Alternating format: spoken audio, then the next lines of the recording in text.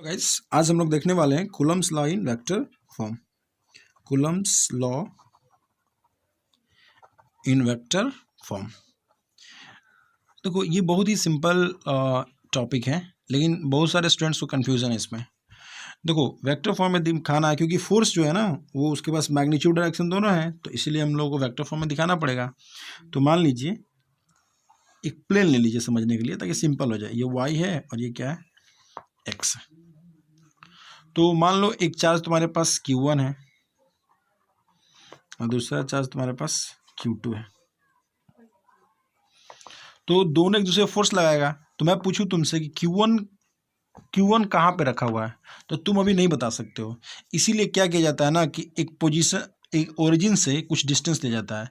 अब तुम बोलोगे कि Q1 जो है ओरिजिन से R1 दूरी पर रखा गया है, तो एक पोजीशन वेक्टर को R1 वेक्टर से दिखा दो, R1 वेक्टर में दिखा दिया। Q2 कहाँ रखा हुआ है, तो ओरिजिन से R2 डिस्टेंस पे रखा हुआ है, तो इसको भी एक वेक्टर जैसा पोजीशन वेक्टर दिखा दो, R2 दिखा दो। ये ऐसे है। अब देखो क्या होता है कि Q1 जो होता है Q2 फोर्स लगाएगा और Q2 भी Q1 फोर्स लगाएगा। तो स्ट्रेट लाइन से कनेक्ट कर दो पहले, और तुम जानते हो कि सेंट्रल फोर्स है ना, तो दोनों क्या करेगा, फोर्स लगाएगा ऐसे। थोड़ा डायग्राम गंदा बन रहा है।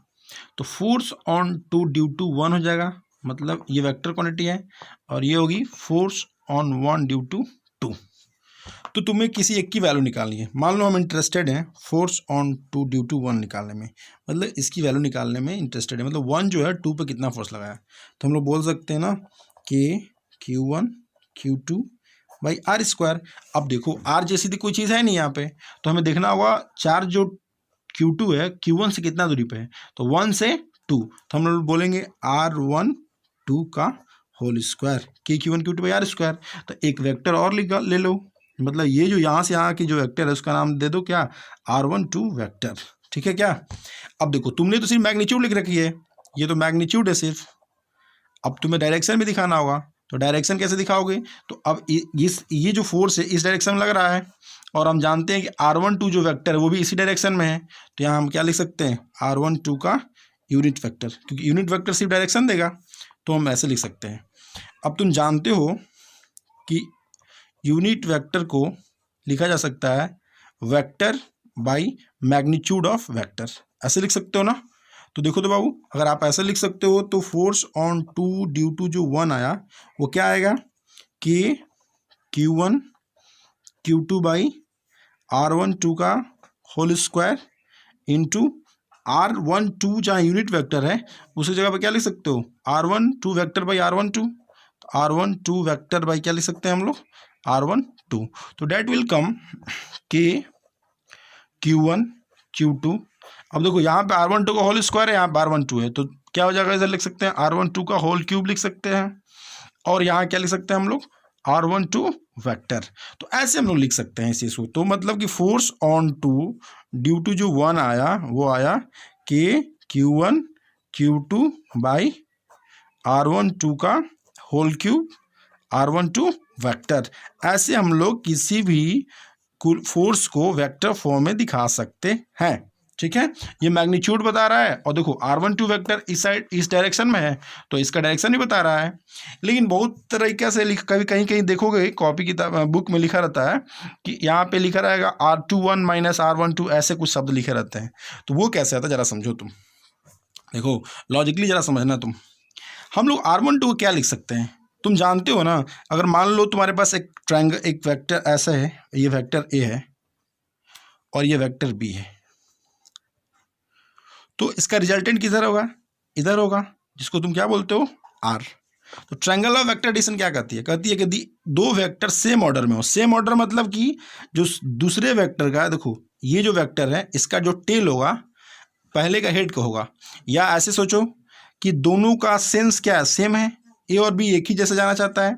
अगर दो वेक्टर सेम ऑर्डर में हो तो उनका जो रिजल्टेंट आता है वो आता है अपोजिट ऑर्डर में। तो हम लोग लिखते हैं क्या, vector R is equal to vector A plus vector B, ऐसा लिखते हैं। देखो आर का जो सेंस है इस सेंस में है, और ए भी इस सेंस में ऐसे जा रहा है, ऐसे जा रहा है, देख रहे हो क्या। तो वैसे ही इस डायग्राम में देखो, इस डायग्राम में जो R1 वेक्टर है वो कैसे है, यहाँ मान लो ये ओरिजिन तुम्हारे पास है, यहाँ ओरिजिन मान लो समझने के लिए, तुम ओरिजिन इसको मान लिए हो, और यहाँ से तुम्हारे पास देखो तो ये जो ऐसे वेक्टर लिखा हुआ R1, देखो ये R1 लिखा हुआ है, और फिर देखो तो R2 ऐसे लिखा हुआ है, ये R2 है, ठीक है क्या। और ज़रा देखो तो ये चार्ज Q1 है, ये चार्ज Q2 है, तो इसको तुम क्या करो ना, ज्वाइन कर दो, किससे, R12 वेक्टर से, जैसे मैंने दिखा रखा है यहाँ पे, तुम देख सकते हो ना, यहाँ पे R12 से मैंने ज्वाइन कर रखा है, इधर तुम देख सकते हो।